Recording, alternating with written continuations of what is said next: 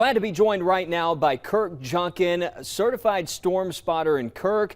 It's hard to believe it's been 23 years since the December 16th tornado, but I know you in Tuscaloosa at the time. You were storm spotting and you were there as all this started to unfold that day. Could you just walk us through how that day unfolded and how you kind of knew that it was going to be a different day compared to normal December days? Well, like anybody that's been from Alabama can kind of put two and two together and say that 75-degree weather in the middle of December is usually an equation for something bad to go on in the weather.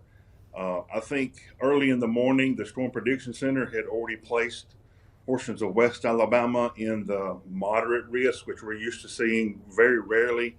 And even around lunch on that time, around lunchtime, they had placed portions of West Alabama in the high risk, which pretty much kind of sealed the fate for what was to happen on later that afternoon. Well, that day when you were out spotting the tornado and you could kind of feel those ingredients coming together, what were some things that you were looking for immediately and some of the communication that you were hearing to kind of guide you to where you were that day the tornado moved into Tuscaloosa?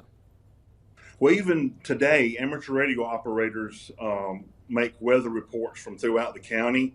Most of the time, they're doing that from fixed locations, their house, their neighborhood, things like that, areas they're familiar with.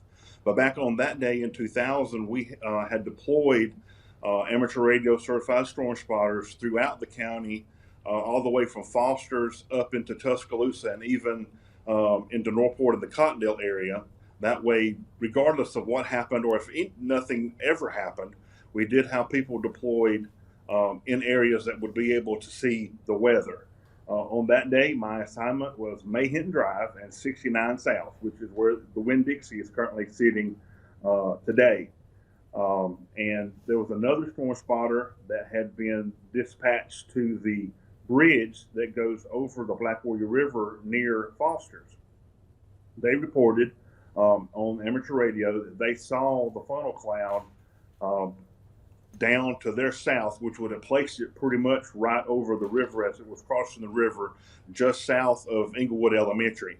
And at that time, I was also monitoring volunteer fire, other agencies that I have a scanner that was just listening to them on that day, and they started making reports. I knew pretty soon my location was going to be a place where I needed to be in order to see what was about to happen, but ultimately did not need to be there because of the damage that was headed that direction.